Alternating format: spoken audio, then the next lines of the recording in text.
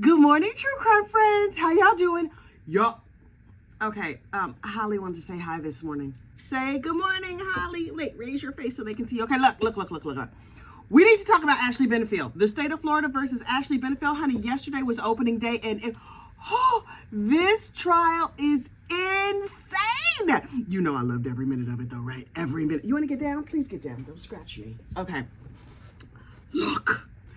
The state of Florida versus Ashley Benefield, the Black Swan murder. Woo! It's such a good case. Okay, look. Yesterday was opening statements. We need to get into it, but first, you know what you need to do. Please like this video and subscribe to the channel. Picture it, Bradenton, Florida, in a quiet courtroom over there in the suburbs, wherever. I don't know where this place is. I just know it's in Florida. Ashley is in full Amish drag. She's just like, I'm going to look humble and surrendered, and I'm not going to face the jury because I'm so full of shame I can barely raise my head. Only when the jury was out of the room, she was like, hey, what's going on? What's happening? Oh, hey, bailiff, how you doing? You looking awful cute. Anyway, but whenever the jury was in the room, she was like, So the prosecutor gets up, and I was like, okay, girl, what you gonna say? Because listen, we need to get this happen. Although I pretend to be unbiased here on the internet, but really, I think this heifer did it, and she should go to prison for a real long time. But obviously, that is not my choice. So the prosecutor gets up, and she was like, that heifer over there who's pretending to be Amish, she wanted to be a single mother. She was 23 years old. She thought she met a rich dude, and she immediately was like, get your vasectomy unvasected. Here, you can put it on my credit card. Please, I need me an anchor, baby. I need to anchor myself in your money for the next 18 to 25 years. So please unvasect your vasectomy, and I'm going to have your baby, and we going to live happily ever after. Please and thank you.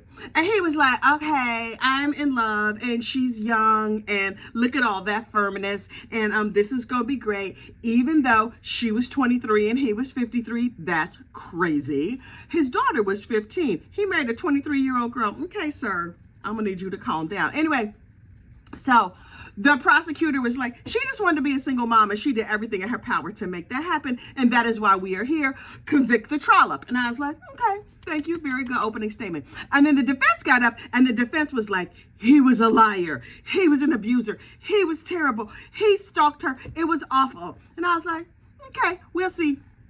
And so then they called the first witness to the stand. Wait, Ashley put his vasectomy reversal on her credit card. Okay. There's so many, I have so many questions. Okay. First of all, how many points do you get for that? Do you get double points if it's a medical procedure? Do you get triple points for an vasectomy? Unclear. Anyway, what did they bill it as? What does it look like on the credit? What did the credit card, was American Express like, girl, you doing what? Anyway, so the first witness on the stand was Tommy Benefield, the dearly departed's cousin. And so he was like, I couldn't make the wedding, but because, they didn't have a wedding. They did a quickie wedding, but then they had a reception, and Tommy could not make the reception. Okay, he had some other stuff to do. That's fine. They got married last minute. Fine. He was like, it was a loving relationship. I saw them together, and we spent a lot of time, and I was like, oh, this is so wonderful. And I tried to stay in touch with her because I wanted to be a good family connection, because my cousin was old, I'm old too, and he married this hot young piece of lady. He married this young lady, and I was just like, okay, I want to support this young couple. And I was like, oh, Tommy, that sounds lovely. And then the defense got up. The defense was like, hey, how you doing, Tommy? Put your seatbelt on, sir, because this is gonna be a bumpy ride. And I was like, what could the cousin possibly have to say? The very, very aggressive defense attorney, and I love an aggressive defense attorney, because you need an aggressive defense attorney. He was like, you had a crush on her, didn't you? He was like, Tommy was like, no, I was supporting my cousin in his new marriage because the whole family was looking at him crazy for marrying a young trollop. But I was like, no, also, I wish I had me a young piece of, okay, anyway. And so the defense attorney was just like, didn't you support her? Weren't you on her team and saying, yay, Ashley, I think you're wonderful? And the cousin was like, yes, I was trying to get them back together. And the defense attorney was like, didn't you send her a text message that said, too bad you married the wrong Benefield? And Tommy was like, That's not what I said. And they went back and forth and back and forth and back and forth. And I was like, well, wait, can somebody read me the text message? I know it's not admissible here in a court of law or whatever, but I'm nosy, child. I'm a gossip. You know you nosy too. Otherwise, you would not be watching a channel called Gossip, Rumor, and Innuendo. You want to know what that message said. I know I want to know what the message said. And I was like, I am leaning in. Please read every single word of it. And apparently, the text of the message said, quote, wrong Benefield. And so Ashley read that to mean, oh, you married the wrong Benefield. He could have been trying to text a different Benefield because his last name is Benefield. His cousin's last name is Benefield. Everybody in that family's last name is Benefield. Maybe he just texted the wrong person. But the fact that he texted her the words wrong Benefield and she read into that, you married the wrong Benefield, gives you an idea of how this lady's brain works. You could say, it's raining outside. And she would say, why did you say that it's flooding all over the world and we're all going to drown in a flood? And so we're waiting for a dude named Noah to come by with an ark. Why did you say that to me? She got a real ticklish brain. Also, every time the state got up to ask, not the state, the defense got up to ask what they thought was like a very pointed question, the state's objections were giving me life. She didn't just say, objection, Your Honor, blah, blah, blah. Objection. She was like, Your Honor, objection. I was like, ma'am, okay, calm down. We're going to need you to dial it back a little bit. So at a certain point, when the defense was getting real rigorous, and I was like, please, rigor away. I am loving every minute of this. They sent the jury out, and they were like, okay, we're going to send Tommy to another room, and we're going to discuss this whole wrong Benefield text. The defense attorney was like, he's a creep. He's an old man. He was jealous of his cousin with this young heifer. He's a creep, and went on and on and on about this dude being a creep. And he was like, all the women on the jury are going to recognize this kind of creep. And I was like, really, sir? You have not proved he's a creep. You proved that you're a little bit creepy. The judge was like, okay, first of all, state, I'm going to need your objections to have fewer syllables. And also, defense, you can't be calling people creeps. We are going to conduct ourselves with some decorum. And I thought, oh, that means they're probably not. Because if the judge actually has to say it, like you're in a courtroom and this is your job and you know you're supposed to conduct yourself with decorum and this is just the first witness and already decorum has gone out the window, I'm going to love this trial. It's supposed to be a short trial. I secretly hope that it's not, but you ain't heard that from me. I just keep saying the quiet part out loud. So anyway, Tommy Benefield comes back in and he's just like, I supported her. I thought that maybe they would get back together. I was trying to be a friend to her. And I said, yes, I'm on your side before I knew that there was like dueling restraining orders. And the defense was like, okay, fine. And then sat down. And I was like, you ain't get as much out of that witness as you thought you would. Now, the defense's questions put more information in the air than the actual words out of Tommy Benefield's mouth. Was he a creep? Was he not a creep? Is creep gain a foot? Unclear, but more will be revealed, I'm quite sure, in this case. Next up on the stand was Miss Eva Benfield. That is the daughter of the decedent. And she's like,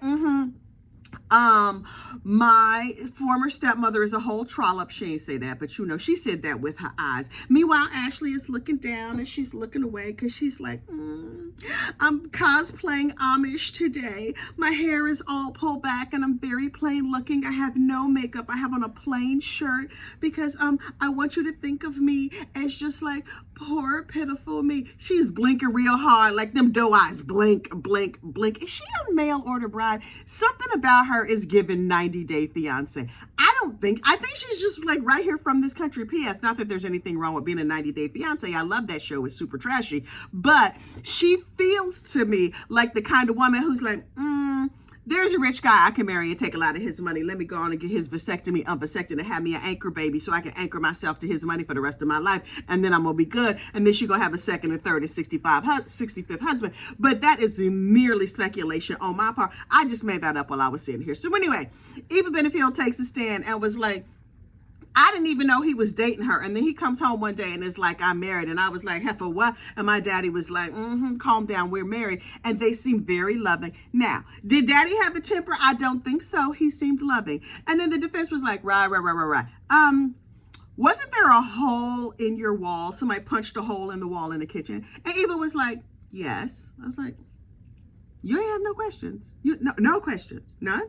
Daddy, why is there a hole in the wall? What happened? Maybe she was used to her father's anger. I don't know. Now, Doug Benefield did have some behavior that was morally reprehensible, including but not limited to punching out a dog. I will never get over the fact that the man punched out a dog. I want them to bring witnesses to the stand to describe everything that happened, because was the dog viciously attacking him and about to take his leg off, and therefore to save himself he had to punch out the dog, or was he just mad? Because it's a big difference.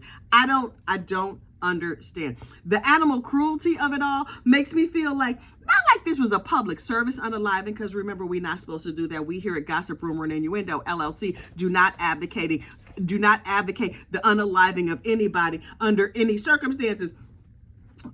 But we also understand that sometimes you run into people whose iced tea need to be sweetened with antifreeze. Although we say you're not supposed to do it, we understand. But anyway, so there was also what appeared to be a bullet hole in the ceiling. And Eva was like, there was a hole in the ceiling in the kitchen. And I'm not saying it was a bullet hole. I'm saying it was shaped like a bullet hole. I don't know what happened. I wasn't here when it happened. And I was like, Eva girl, did he hit your mama? Did he shoot at your mom? Maybe he was kind to his child. I don't know. Now, do I think Ashley Benefield is a whole garbage bag? Yeah, she's trash, in my opinion. But Doug Benefield, also trash, in my opinion. But anyway, so Eva was on and off the stand in 2 seconds, and then she went and sat in the audience. She's now like 23 or something. She's good and grown, but her mom died when she was young. Well, her mom died when she was like 14 or 15 years old. She found her mother unalive there on the floor. Terrible. Came home one day and was like, oh, mama's down. Mama down. Somebody call 911. And then her father married this terrible lady, and they were going through whatever kind of shenanigans and madness they were going through.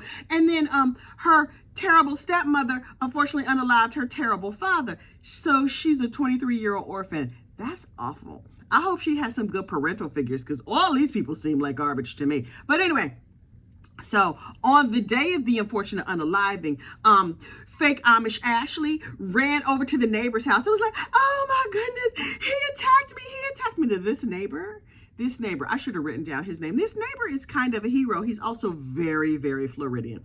He's an older man. See also Florida.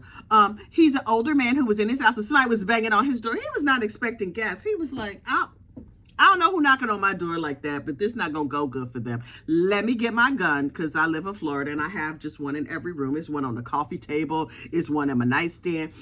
Let me pick up my sock drawer gun.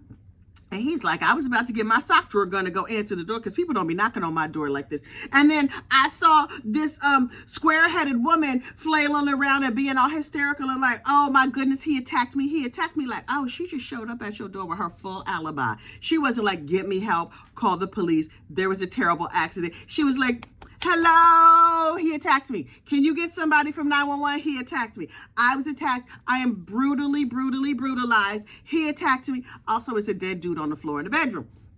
So the neighbor was like, okay, hang on, squarehead lady. I am going to call 911. So he's like, hello, 911. The crazy neighbor lady is over here talking about her husband attacked her. I'm calming her down. I'm stroking her head. It's hard because it's shaped like a square and that edge is really throwing me off. But, okay, you sending the police? Okay. And he was like, okay, calm down, crazy. Calm down. He didn't know she was crazy at the time, but we know she's crazy now. So he was just like, okay, where is the body in the house? And she's like, it's in the bedroom. He attacked me. Did I mention he attacked me?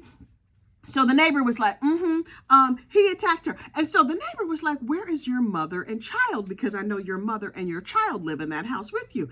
And between gasps and heaves and sobs, Ashley was like, they're at the park. So the neighbor, bless his little heart, was just like, okay, I don't want this mother and child, like the grandma and the child, to come back and find this man dead like a carp on the floor. So I'm going to have to go over there and regulate the entire situation. And the police were like, sir, no, You doing too much, neighbor. Just wait for the police. And he was just like, I can get my gun and go if you need me to, because I have a coffee table gun I could grab right on my way out the door. And so don't you worry about it. And 911 was like, sir, we gonna need you to calm down. Okay, she's hysterical now. We feeling like you hysterical. He's like, oh, I am an American hero and I am a Floridian. Look, I got my underwear gun. I'm headed over there. And they're like, wait, the police are here. So the police show up and they were like, okay, the shooter sent her out with her hands up and she can't have any weapons or anything. And he was like, well, she is very upset. The squareness of her head is starting to swell and she is turning into a rhombus. Like, you really need to handle this situation.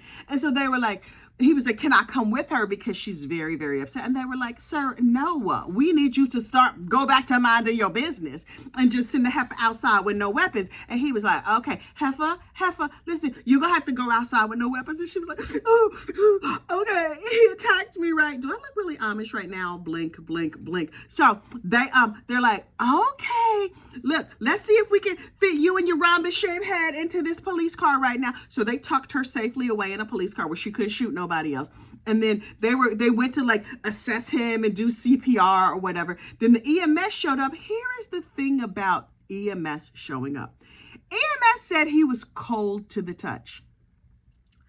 How long, if she had just shot him, can you, I don't remember what words you could say and not say on this channel. She had just, applied some pew-pews to his body and he is unfortunately unalive. They're on the floor. How long you got to be on the floor until you turn cold? Because he was cold to the touch. I personally feel like, based on no evidence, based on just what I feel in my spirit, she was like, this Mama Luke right here, I thought he was rich. He's not as rich as I thought he was. I don't want to be bothered with him because it's too much. He has punched out the dog. I'm going to have to apply these bullets to his body. And then I'm going to sit here and wait.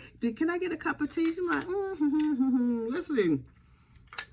Is he still? No, I still see some movement. I'm not going to shoot him again, but let's just wait and see what happens.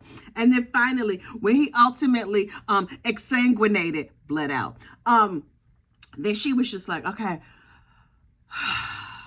let me wash these dishes and put them away. And then I'm going to go give a whole performance on the neighbor's front door. Oh, I wish they had Ring camera so I could see if she casually strolled over there and then was like, hello, and freaked out. Anyway, he was cold to the touch. I'm really struck by the idea that by the time EMS got there, from the phone call until EMS showed up, was only a couple minutes and he was already cold. Was the air conditioning turned on? What is happening? So they tried to CPR him and all this other stuff. He was dead. Dead like a carp on the floor. And she was like, oh, this is terrible. I wonder how much life insurance he had. Did I check that balance? I called Chubb.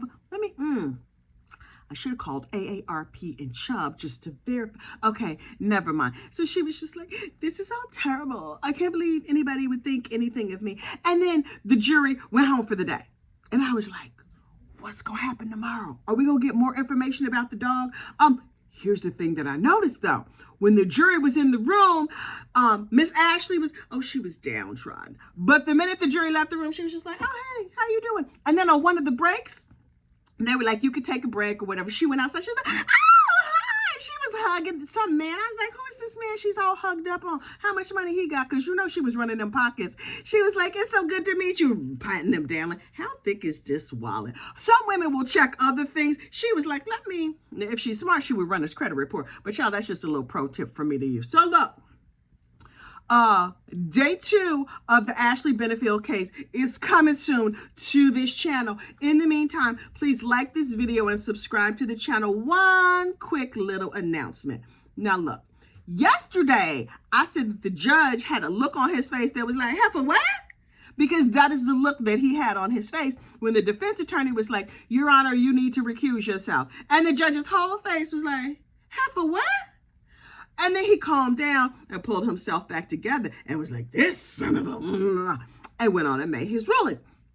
People have asked for a t-shirt that says, heifer what? And so we have a very limited edition of heifer what t-shirts, mugs, and stickers.